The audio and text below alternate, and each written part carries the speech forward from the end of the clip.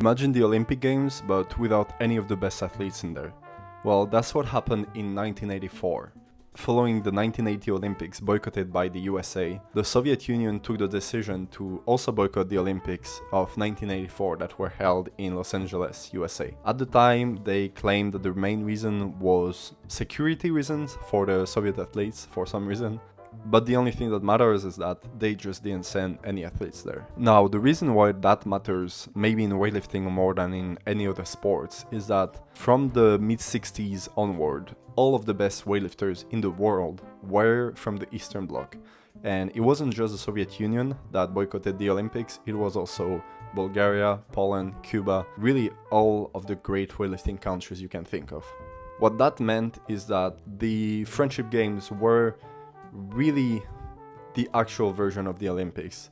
All of the podium finisher of the Friendship Games would have been the podium finishers of the Olympics, and by a pretty big margin too. This had a real impact on a lot of lifters that, if allowed to compete at the Olympics, would have had a totally different career. So we'll just go through some of these guys that should have been at the Olympics, weren't, and lost a lot in the change. The first one will be a Bulgarian guy that ended up becoming a Turkish guy. At the time, his name was Naim Suleimanov, later Naim Suleimanoglu, of course.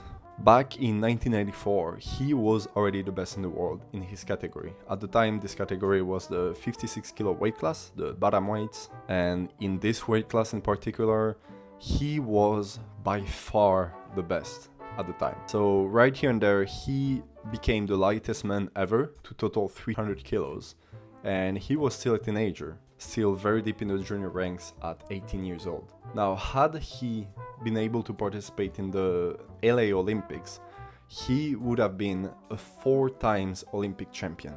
Now, what that means is that to this day, on top of having the greatest Sinclair ever, he would also be the most medaled ever at the Olympics, in front of Pyrrhus Dimas, which has 3 golds and 1 bronze. Naim would have 4 golds. Of course, it wasn't his fault. It was the fault of the Soviet blocs and the Eastern Bloc as a whole. Naim was not the only man to go through a similar situation. The second one, which I think might be even more important, would be Anatoly Pisarenko. At the Friendship Games, he will win. Not by a landslide, not an easy win in any way, but he will set a 265 kilo clean and jerk record, world record.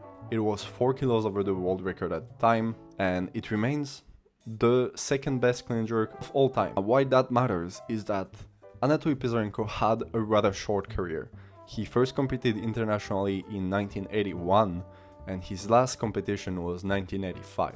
Every single year that he competed, he won both Worlds and Europeans, but because of this boycott, he never became an Olympic champion. Since the end of his career, in a few interviews, he has been pretty vocal about the fact that he considered that he was robbed of his Olympic gold. And we can run the numbers for that. The winner of the super heavyweight category in Los Angeles totaled 412 kilos. Pisarenko did 465 kilos, more than 50 kilos over that. We then have Yurik Vardanyan.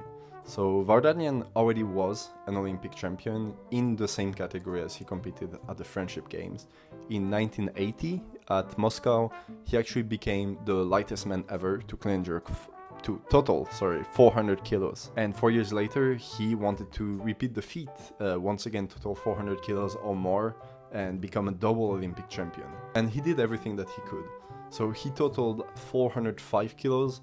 If you want to count it the right way, it would be 6.5 kilos. Back in the days, the totals were just rounded down to the nearest 2.5 kilo number. So this is, to this day, the 3rd best performance of all time, and in a way we're robbed of never seeing this competition come to life on an Olympic stage for the whole world to see.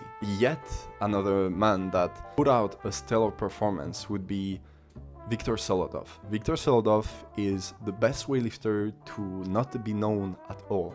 Solodov is actually the 4th best lifter of all time by Sinclair, and in 1984 he set this record, and this performance that placed him 4th was set in 1984 at the Friendship Games too. So there he totaled 422.5 kilos. And while a few lifters have come very close to it, he is the one to have the best total ever at 90 kilos, which was arguably the most competitive category of all time. His absence might have had the biggest impact on his career compared to every other lifters in there. The thing is that Viktor Solodov is by far one of the greatest lifters of all time, but chances are that you actually maybe never heard of him. And the reason is simple. He lifted along some of the best lifters of all time. He lifted along Blagoj Blagojev, which is the best snatcher to ever live. He lifted along Anatoly Kropotkin, the most successful 90 kilo lifter of all time.